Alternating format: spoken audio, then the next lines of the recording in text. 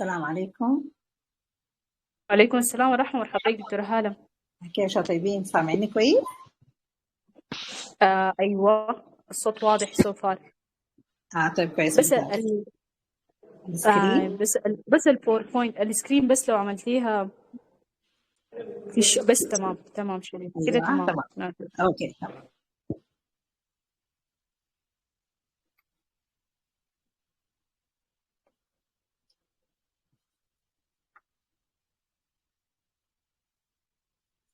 ننتظر شوية ولا لسه في مجموعة؟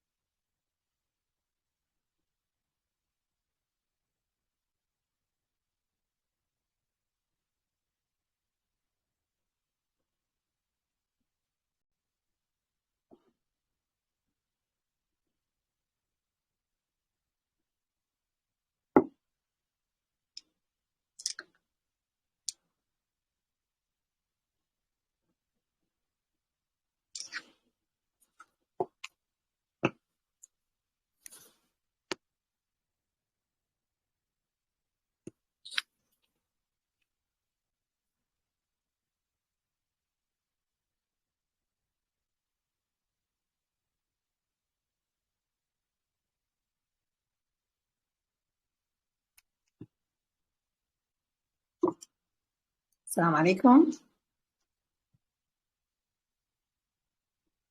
السلام عليكم.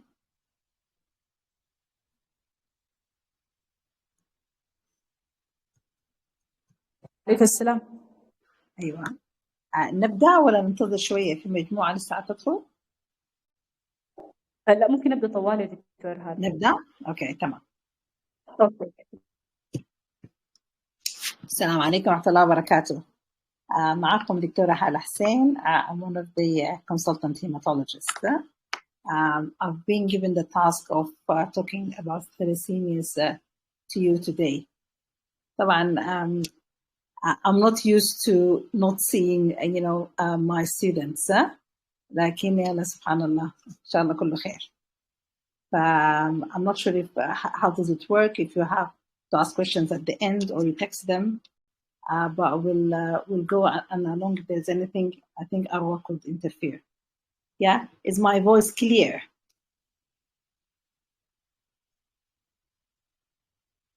Arwan, is it all clear? Yes, دكتورة هالة. Okay, good. All right, so what are thalassemias? Thalassemias are a heterogeneous group of genetic disorders that result from a reduced rate of synthesis of either alpha or beta chains of hemoglobin. It derives from the Greek word called, thalassa, which means the sea, and hema means the blood. As you could remember that the hemoglobin molecule, it consists of heme and globin. So the globins are usually 4 chains of globins. So the thalassemias are the disorder of the globin chains. So it has nothing to do with the heme part of the hemoglobin molecule. Okay, thalassemias are considered the most common single genetic disorder. And the importance of being a single genetic disorder will come later when we discuss the management. I'm sure as you're all aware, thalassemias are more common in the Mediterranean region and the Far East, and we'll talk about it later in details. Okay, so we cannot discuss, thalassemias without going back to the structure of the hemoglobin, as I said. The normal adult hemoglobin, which is the dominant hemoglobin after the age of 3 to 6 months. Okay, so when a child is born, they don't have the dominant hemoglobin A. Okay, so the change, happens after the first few months in life. But the dominant adult hemoglobin consists of 4 polypeptide chains, 2 alpha and 2 beta. Each has got its own heme group. So the adult hemoglobin is mostly 2 alpha and 2 beta. But there's also a very small quantities of other hemoglobins, which is mainly 2 other hemoglobins. Hemoglobin F, which then consists of 2 alphas and 2 gamma chains. And hemoglobin A2, which consists of 2 alpha and 2 delta chains. As you could see that the 3 types of hemoglobin, all of them contains an alpha, chain.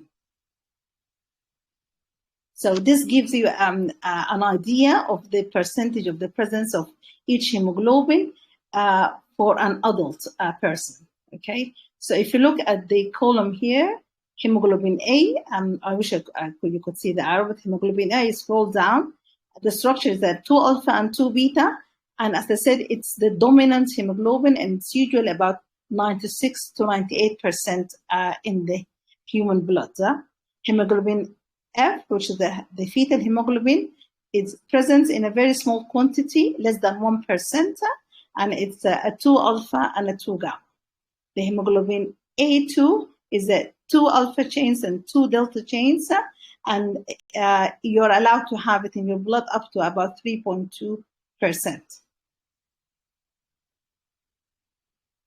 So the genes, forming the globin chains, they occur in 2 clusters, on chromosome 11 and chromosome 16. Okay, so each person inherits 2 globin genes, one located on each on the 2 chromosomes, 11 and the beta globin genes, and the alpha globin genes are located on the 2 chromosomes 16. Okay, as I mentioned that the embryonic hemoglobins are usually only expressed at a low level early in the fetal life because the switch to adult hemoglobin occurs between 3 to 6 months after birth. And what is the main change that happened is that the globin chain part of the hemoglobin F is replaced by the beta chain.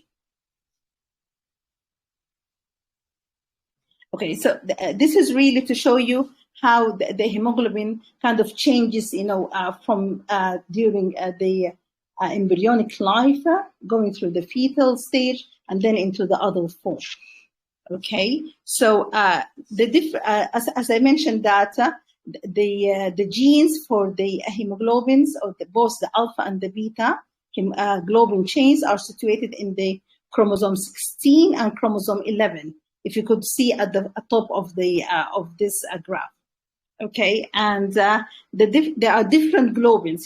During the embryonic life, there is something called the Gower1 and the Portland and the Gower2, and it's all a combination of early hemoglobins, and they have a different kind of role during that time, being an intrauterine life, and then after birth things changes. So the different globin chains are sensitized independently. So if you look at the very top, you could see that under chromosome 16, there is the zeta and then the alpha, and on chromosome 11, there is the epsilon, and then there's the alpha and the beta, chains. So each chain is developed independently, and then they combine with each other to form the different hemoglobins.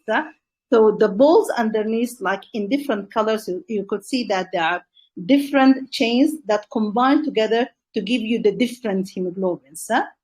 And then when you look at the graph below, the synthesis of hemoglobin starts from the yolk sac, and as we go at the bottom there is the age. So at the very early, prenatal age, the synthesis of hemoglobin occurs mostly in the liver and the spleen.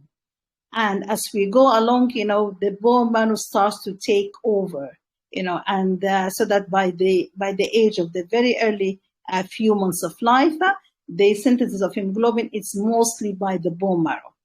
Okay, I hope this is clear to you. If there is anything, you could interrupt me. So as I mentioned that early, if you look at the graph now, all right, I want you to concentrate on the red color first, which is it's the alpha one. Okay, So you could see that alpha is it kind of increases after being on the yolk sac, and then will be the dominant even in the prenatal and postnatal, age. Yeah? So it kind of increases in number and then is always at the very top. So it's an important part of the hemoglobin, structure. And then if you concentrate at the one below, which is the yellow line, which is the this is the gamma one. So it kind of peaks during the prenatal, and then after birth it drops off to be at a very low level, as we mentioned earlier, that it is less than 1% in an adult, hemoglobin. And then if you look at the green one, the green line, it starts at a very low level in the prenatal, age, and then after birth, it's kind of increases gradually to take over and go along hand in hand with the alpha. And then at the very top, you have the 2 alpha and the 2 beta being the adult hemoglobin, the normal one. Okay. At the very early stages, you have the zeta and the epsilon, which is only, present during the very early, embryonic life. Okay, so this is talking about the structure and the synthesis of hemoglobin. Okay, so you have 2 main abnormalities that happens with the hemoglobin. Either it's the qualitative issue, which means that the structure of the hemoglobin is abnormal, or you have a quantitative abnormality, whereby you have a reduced rate of synthesis of a normal either alpha or a beta globin chains. So and that produces different clinical syndromes. So with the qualitative, which means that there is an abnormal hemoglobin, you have mostly and the very well known hemoglobin S, which is the sickle cell anemia, and you have the hemoglobin C and hemoglobin D. Most those causes hemolysis in patients. All right. When you have the reduced synthesis, which is the quantitative abnormality, then the patient will have a thalassemia. All right. And then the different kind of affinities and the function of the hemoglobin gives you what we call the familial polycythemia or the methemoglobinemia. So as our main talk today is about thalassemias, we'd like to see what happens with thalassemias. As I mentioned, that thalassemia is a genetic disorder of hemoglobin, okay? And it is considered the most common genetic disorder worldwide, and it affects about 7% of the world's population. They are heterogeneous group, and why are they heterogeneous? Because they give kind of different, clinical, pictures. And it's heterogeneous because the mutations are different, and the spectrum of the disease is quite wide. But what is most, known about it is it results from a reduced rate of synthesis of the alpha or the beta chains. It is quite common to the extent that there is still about 100,000 cases of thalassemia born each year worldwide. Okay, this is the distribution of the abnormal hemoglobin in the kind of the world's map. So if you concentrate on the lines, it tells you where the thalassemia are. So it extends as far as the Europe, all right, again around Italy area, and then in the west and north of Africa, going through the Middle East, the Indian continent, and then the Far East. So it's quite a kind of a very huge, belt, of the region where thalassemias are present. In general, it is thought that the beta thalassemia is more common in the Mediterranean region, while the alpha thalassemia is more common in the Far East. All the hemoglobin, abnormalities, kind of gives you protection against malaria, and therefore that's why you'll find that most of the hemoglobinopathies are present in the tropical and subtropical areas. Just out of interest, the green color is where the sickle cell anemia is more present, as you could imagine, mostly in Africa, and the hemoglobin C in the very far west part of Africa, and the hemoglobin D in the Indian subcontinent. Okay, so The thalassemias are classified into two main parts or two main types, and this is in terms of kind of the incident and the most common. This doesn't mean that there's also some very rare, forms, but they are quite rare and usually asymptomatic. What you really need to know that there are two main types of thalassemias. There is the alpha thalassemia and the beta thalassemia. So for the alpha thalassemia, it happens because of the absence or reduced synthesis of alpha globin chain, which is mostly situated in chromosome 16. But the patient will have a normal beta chain synthesis. And on the other hand, the beta thalassemia is an absent or reduced synthesis of the beta globin, okay, with a normal alpha chain synthesis. So the beta globin gene is located in chromosome 11. I'm just repeating so that you could remember.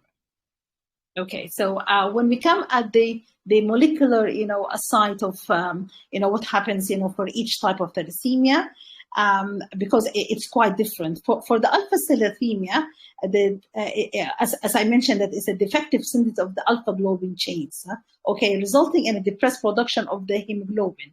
As I mentioned earlier, that you need an alpha chain for each and different type of the hemoglobin A, A2, and the hemoglobin F. They all contain alpha chains. So you will have a reduced, level of those hemoglobin, if the patient has got an alpha thalassemia. Okay, it happens because of a deletion of one or more of the alpha globin genes located on chromosome 16.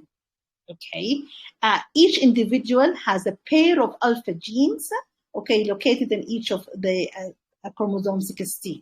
All right, and the clinical manifestation depends on how many genes are deleted. So the pathogenesis of the alpha thalassemia is a deletion of one of the alpha chain genes, and depending on the number of the genes deleted, then it tells you and it manifests as a clinical, in the patient, either whether they are the extreme hydroxyphentalis or only being a carrier, depending on the number of genes deleted. And we'll talk about it in details. On the other hand, the beta thalassemia, as I mentioned, it's a decreased rate of synthesis in the formation of hemoglobin A in the red cells due to the reduced synthesis of the beta globin chain. And it arises mostly because of the mutation. Very rare as the deletion as in alpha thalassemia, very rare. It can happen, but very rare. But it's mostly because of a mutation of the beta globin gene. Okay, but all happens at a single base changes.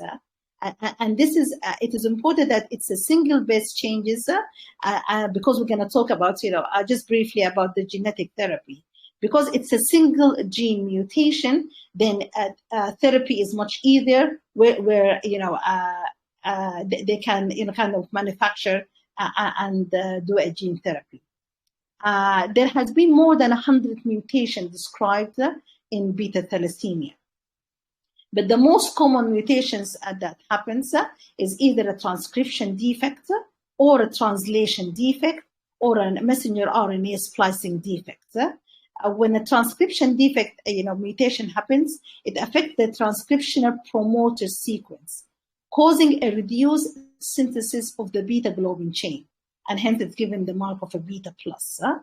Whereas a translation defect mutation in the codon sequence causes a stop codon, resulting in no synthesis of the beta globin chain, giving a more severe clinical form.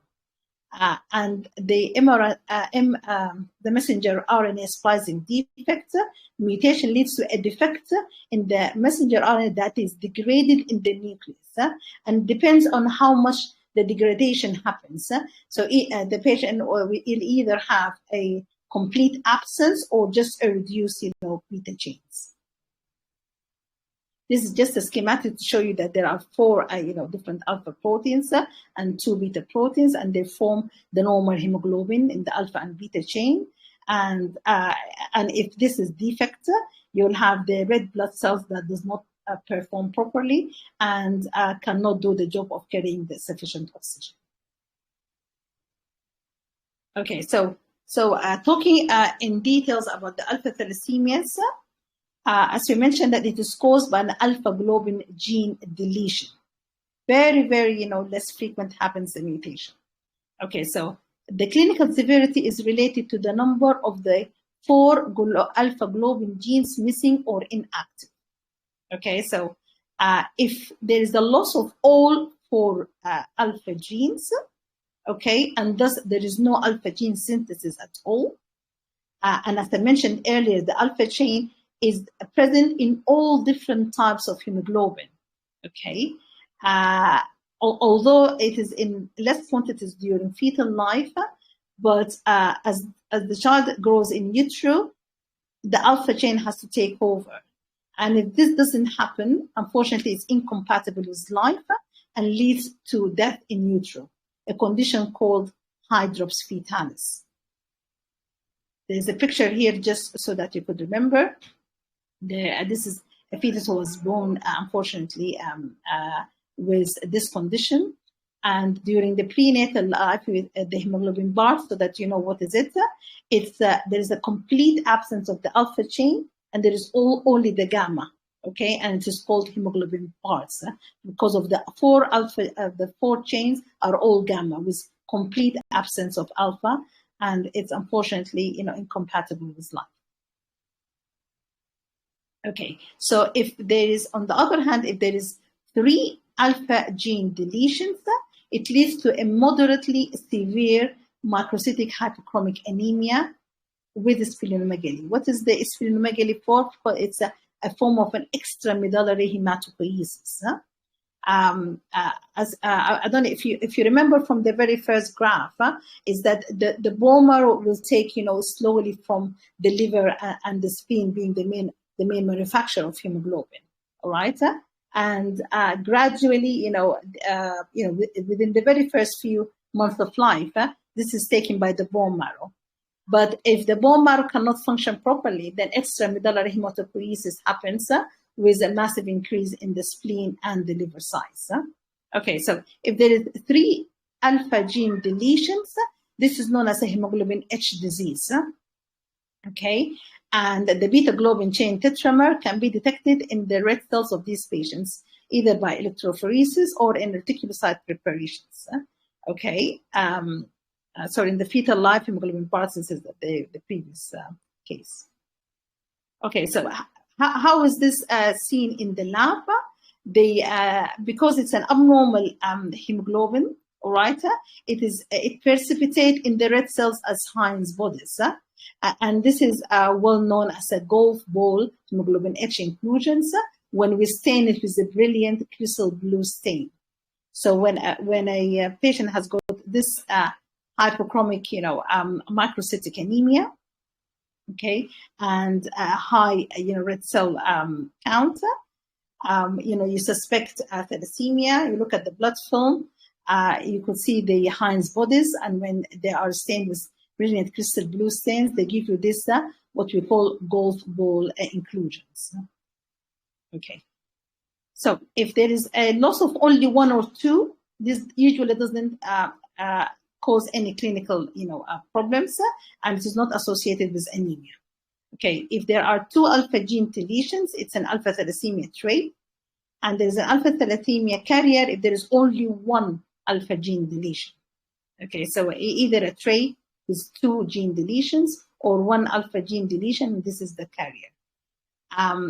When a complete blood count, is done, you'll find that there is a reduction in the mean corpuscular volume and the mean corpuscular hemoglobin, and the red cell count is usually, high, over 5.5. In this case of alpha thalassemia, the hemoglobin electrophoresis is usually normal. And the hemoglobin electrophoresis, each hemoglobin type has got a specific, velocity. And it is a method where they could, detect the percentage of the presence of each hemoglobin type. So hemoglobin A will give you a specific percentage, and hemoglobin A2 and the fetal hemoglobin. But in the case of alpha thalassemia, the hemoglobin electrophoresis is usually normal. All right, and the diagnosis is only confirmed by a DNA analysis. This is really just kind of a summary to show you, how the alpha thalassemia clinically manifest, and it depends on how many of the alpha genes are deleted. So the orange boxes represent the normal genes. The orange one are the normal, okay, and the green ones are the deletions. So if you have 4 normals, okay, which is the orange, the alpha tray, if there is only 1 gene deletion, which is the green box, the homozygous one, if you have 2, right? And if you scroll down, the hemoglobin H, as we mentioned, there are 3 gene deletion.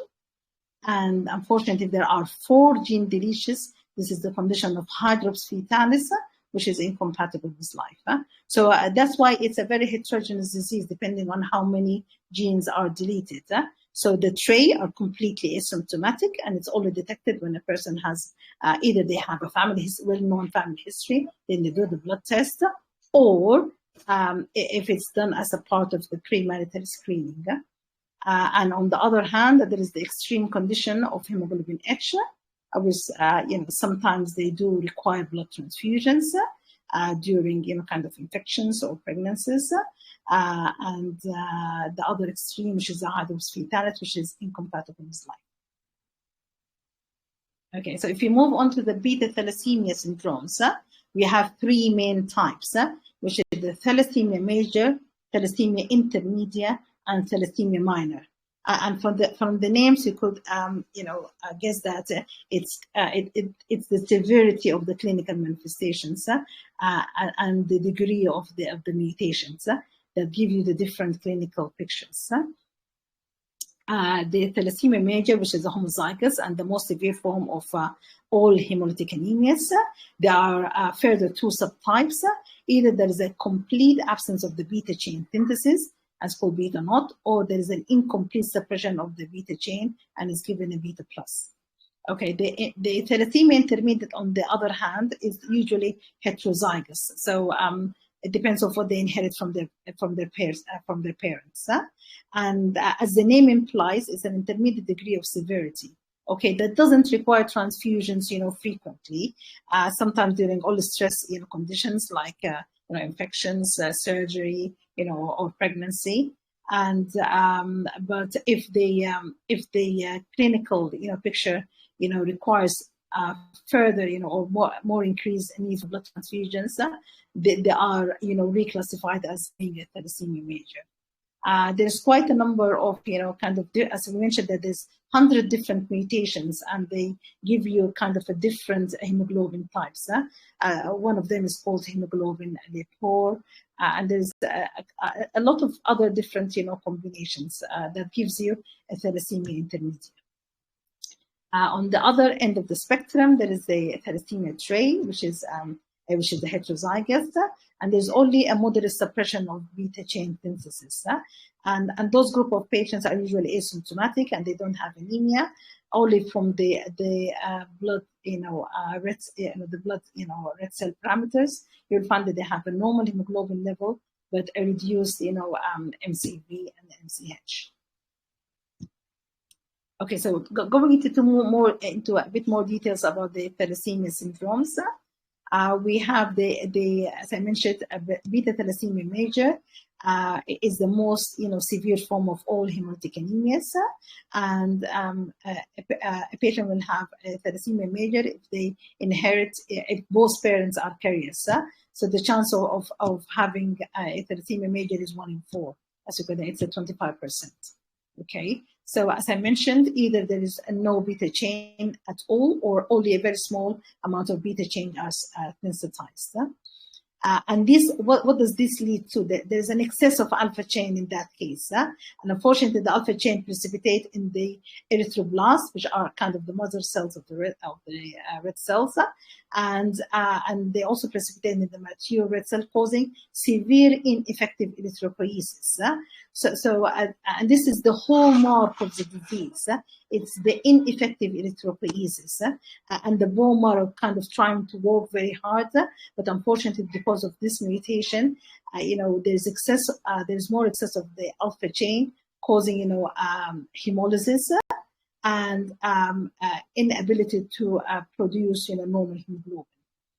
The majority of the genetic lesions, as I mentioned, are mutations rather than deletions as in alpha thalassemia. The inability to form a normal hemoglobin results in severe anemia, right? And as I mentioned earlier, the anemia will only be, kind of apparent after the first few months of life, typically between 3 to 6 months of life.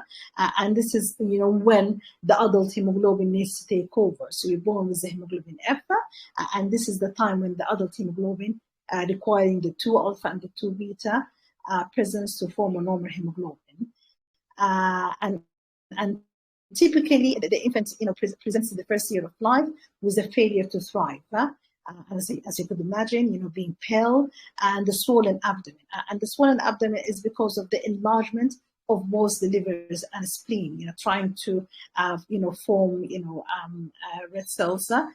And this is and also we call it extramedullary hematopoiesis.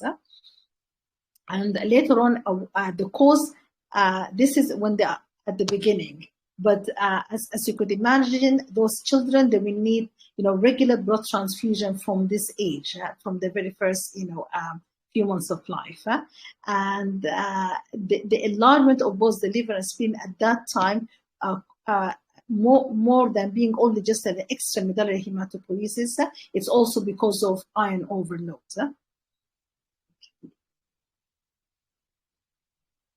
So one of the, and as I mentioned, that the bone marrow, is trying very hard, to produce more, causing a bone marrow hyperplasia and causing expansion of the flat bones, of the face. And this is what we call the thalassemic features, which is the bossing of the forehead. And because, these are, the flat bones are usually very active in part of the bone marrow, and as the person grows,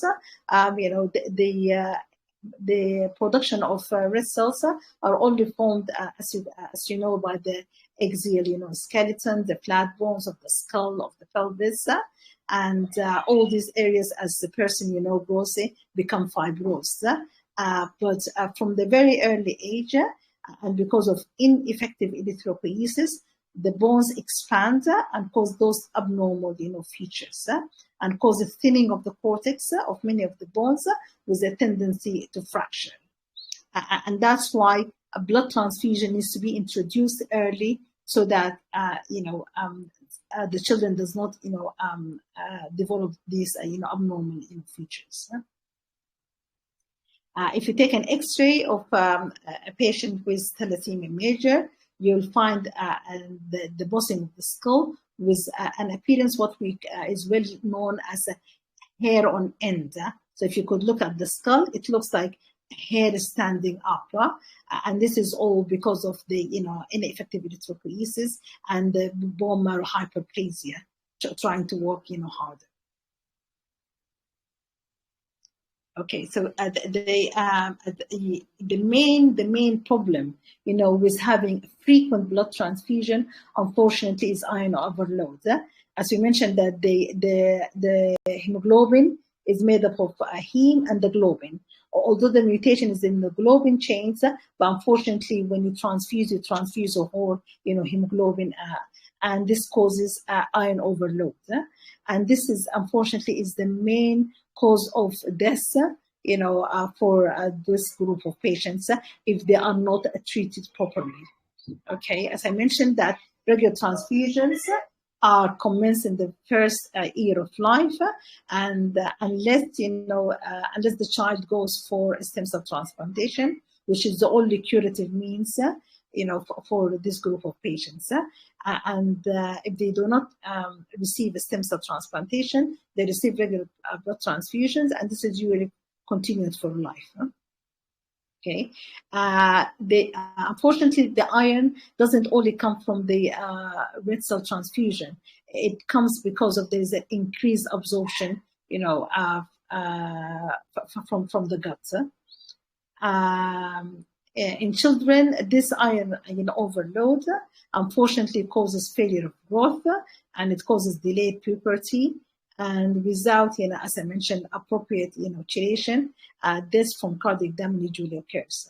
The cardiac damage is because the precipitation of the iron, okay, into the not only the heart but also the liver and the endocrine causes, all this failure to growth, delayed puberty, and even, other endocrinopathies, including diabetes.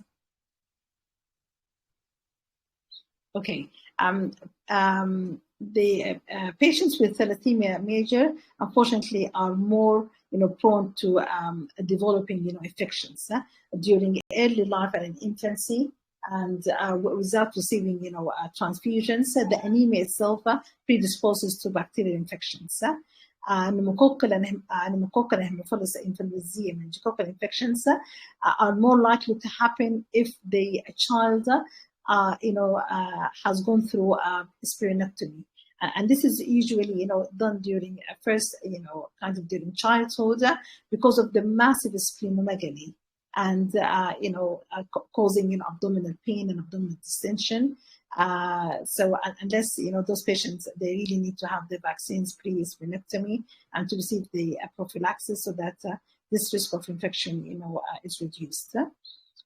In iron overloaded patients, they are more prone to immune enterocolytic infections, especially those who are treated with the ferrioxamine, which is a iron chelating medicine, because it can cause severe gastroenteritis.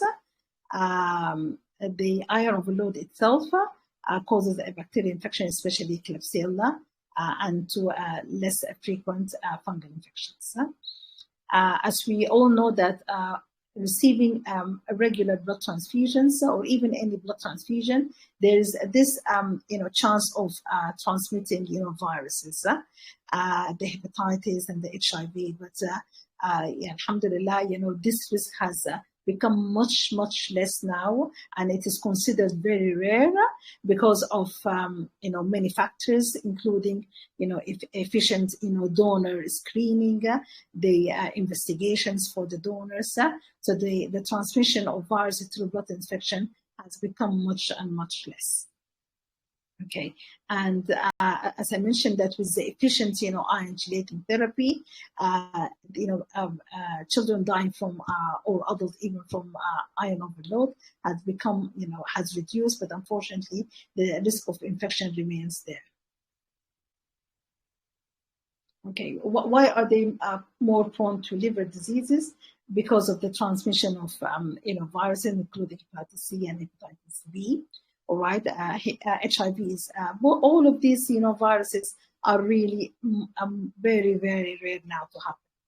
Okay, why do they develop osteoporosis? As I mentioned, because of the iron overload and the endocrinopathy that could happen, including diabetes, and it usually happens with, the beta thalassemia major who are, receiving regular blood transfusion.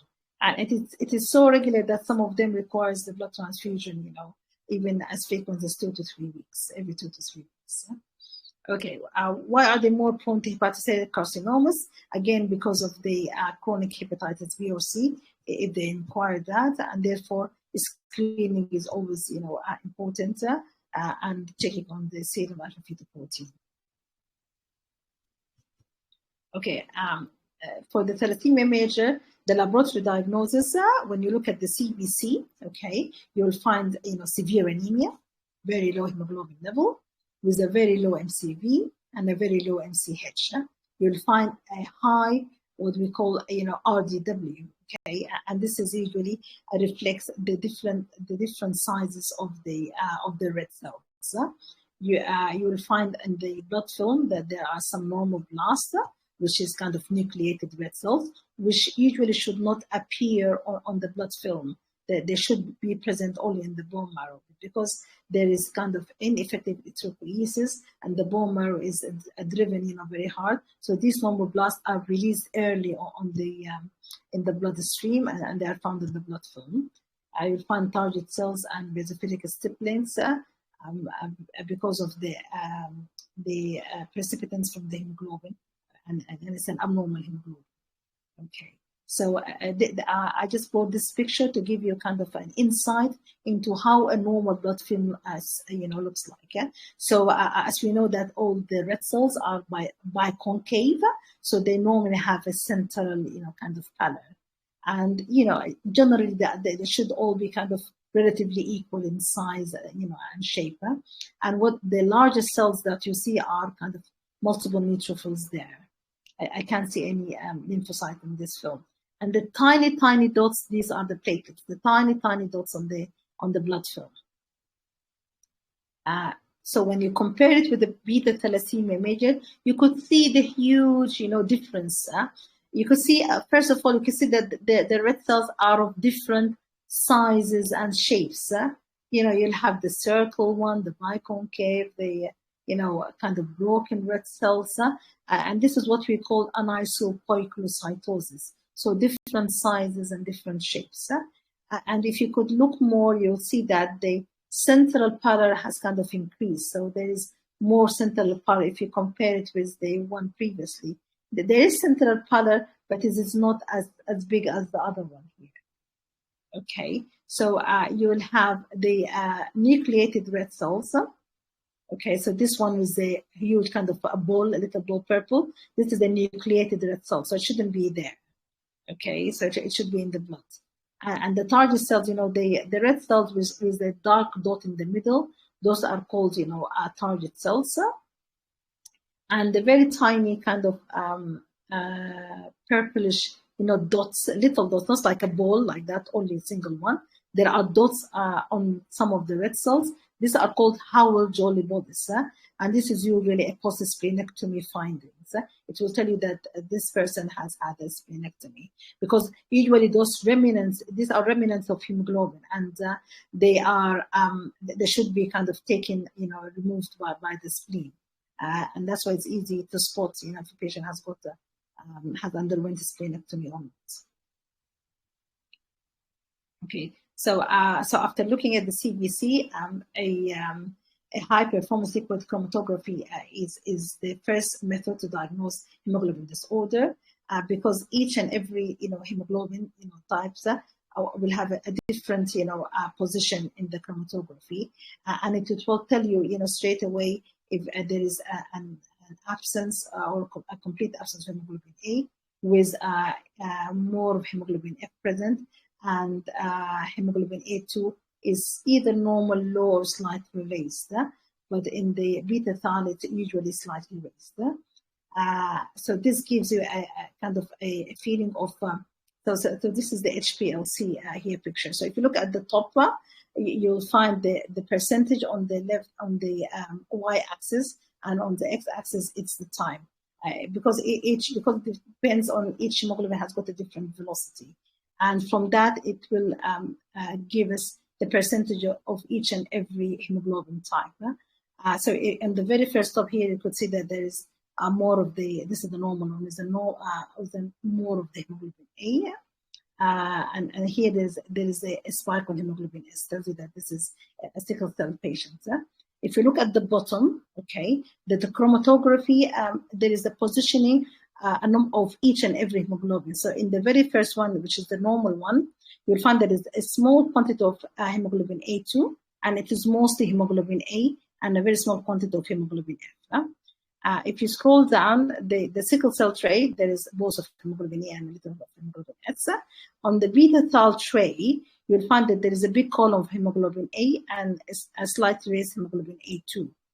But when you come to the beta thal, major, it is mostly hemoglobin F.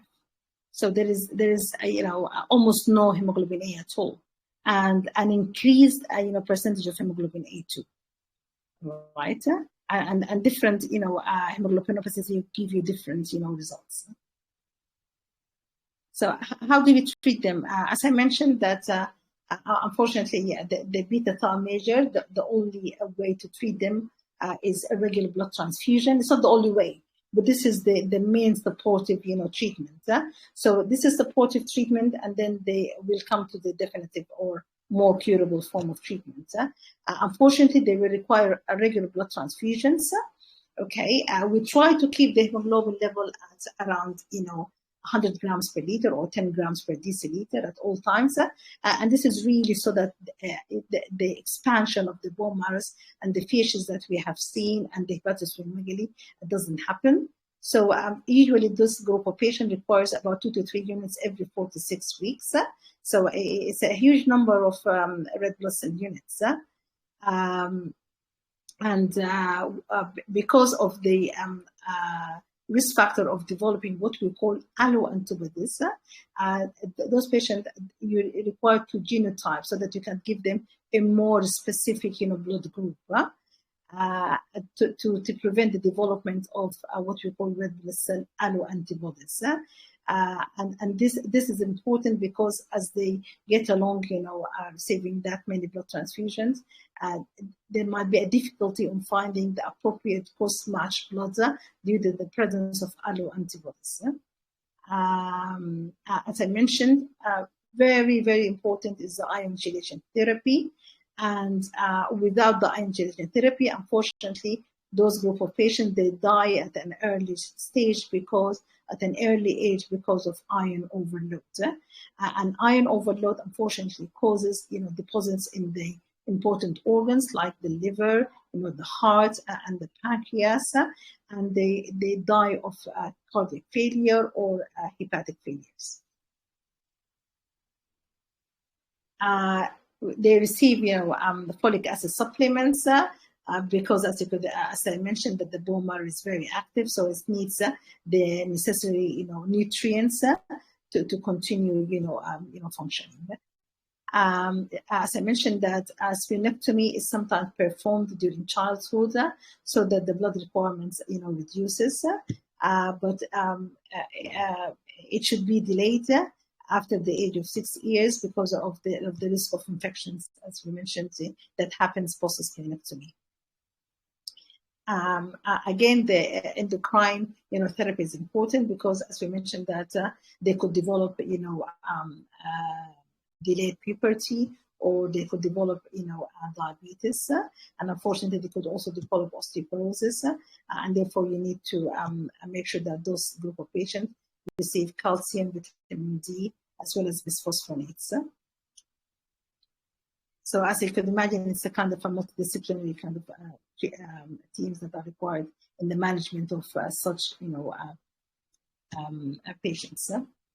Okay, immunization is important because they receive regular blood transfusion, so they don't want them to acquire hepatitis B, for example. And although it is very rare now, but it is important that they receive, hepatitis B, vaccines. Okay, so all what I mentioned before is kind of a supportive treatment for patients with thalassemia major, but the curative means of treatment is receiving an allogenic stem cell transplantation. Okay, it is very good to see that the success rate is over 80%, and this is usually kind of offered early in life during childhood or early teenage, before they develop all those complications that we mentioned, the iron overload, the impaired liver function or the impaired cardiac function. Because to go through the process of stem cell transplantation, a patient needs to have a healthy, well-functioning heart and liver so that they can receive the necessary kind of conditioning treatment, which is usually composed of chemotherapy, and to receive then the stem cells, from their, siblings, usually matched siblings. Unfortunately, but it does happen that failure of such a procedure of a stem cell transplantation could happen because either of the recurrence of the thalassemia or because of, failure to engraft, or unfortunately, patients could die from infections, or from what we call a chronic graft versus host disease, in that the patient kind of reject, those, stem cells, transfused, or it causes an immunological process that causes failure to important organs, especially, the liver, the gut, or the lung. but it is the only, it's not only now the curative means to those group of patients, but what has finally has come into being approved is the gene therapy. And it took a very long time, decades, not only years, to be approved, just because of difficulty in finding or creating the vector that could deliver the gene therapy. And finally, August 2 years ago, the FDA approved the first potentially curative gene therapy for people with transfusion-dependent beta thalassemia. So when we come, so this is all about thalassemia major, which is kind of really affects, you know, the patient's life who acquired this. When we come to the thalassemia intermedia, as I mentioned, it's a less severe form of thalassemia. They don't usually require regular blood transfusions. They only require it, you know, if they, for example, go through either infections, you know, pregnancy. Unfortunately, you need to monitor them also for iron overload. Very rarely, they could develop the bone deformity and the enlarged spleen. So when, as I mentioned, when they require more regular blood transfusions, they're usually being reclassified as thalassemia major, and they go down the route of management of thalassemia major. On the other hand, the beta thalassemia trait or beta thalassemia minor, it is usually very common, usually symptom-free. It causes, again, hypochromic microcytic blood picture with a low MCV and the low MCH, and a high red cell count, usually more than 5.5. But the anemia is usually mild, between 100 and 120, which is kind of the lower limit of normal. So I have to say that most of the thalassemia trait have got a normal-ish, you know, hemoglobin, but with a low MCV and MCH. For the beta thalassemia minor, you always find a high hemoglobin A2, usually more than 3.5, and that confirms the diagnosis. For a prenatal counseling, you know, you need the DNA analysis. So it is very important that families with a background of thalassemia, that they undergo a premarital screening so that they can pick up, you know, if there's any chance of having a child who could be a beta thalassemia, you know, major or even intermediate. Okay, I put really this one so that it gives you kind of a summary of what we have talked, you know, before. In this scheme, there is the green is a color for the alpha, and the red is the color for the beta chains. And if it's a beta node, is the absent, and the beta plus is the reduced beta gene function. And it's usually kind of summarizes what we have just, you know, talked about. For example, on the very first one, where the hydrops fetalis, we'll see that there is no alpha chain at all. So the alpha thalassemia on the right-hand side and the beta thalassemia it's on my right-hand side. And the normal is in the middle. So for a normal hemoglobin, in the middle, you will have the alpha and the beta, all right? All present in equal quantities, but in the other end, where you have the hydrops fetalis, you have an absolute, you know, absence of alpha globin chains. Hemoglobin H will have a bit of alpha, but you have 3 gene deletion, if you remember. And on the alpha thal, on the other hand, you will have the patient will have some of the alpha, but as I mentioned, it's only either 1 or 2 gene deletion. That's why there is a smaller quantity. So what we call a reduced synthesis of alpha, you know, globin chain. On the other hand, you'll have the beta thalassemia, and which comes from mutations. And on the extreme end, you'll have the thalassemia major, where you have a complete absence of the beta globin chain, replaced by the alpha globin chain. And the intermediate, you will have a smaller quantity, and the trait, you have a much, you know, kind of a slight reduction of the beta globin chain, which makes them symptom-free. And I think I put here that prevention is always better than cure. And this is really to mention that the pre-marital screening is very important. And this is what most of the countries, especially the ones where thalassemia is kind of endemic, and really so that they can pick out, the possibility of having a beta thal major, beta thal intermediate, because this really, as you could see, it affects a human life, kind of significantly. If you imagine going into the hospital every 2 to 3 weeks to receive a red cell transfusion, with all the complications that could happen from a blood transfusion, reaction to the iron overload, to infections, and so forth. Even going through the curative means of treatment through stem cell transplantation or the more kind of recent gene therapy, it really affects a human life significantly. Again, the prevention of infections, the prevention of the effect of the iron chelation is important. So that's why they are screened regularly in clinics, given the appropriate iron chelation medications, and kind of prophylaxis before splenectomies. And that's why it's the kind of follow up and picking up all those possible complications that happens with thalassemias are kind of reduced significantly with the screening. And with this, I come to the end of my lecture. If you have any questions.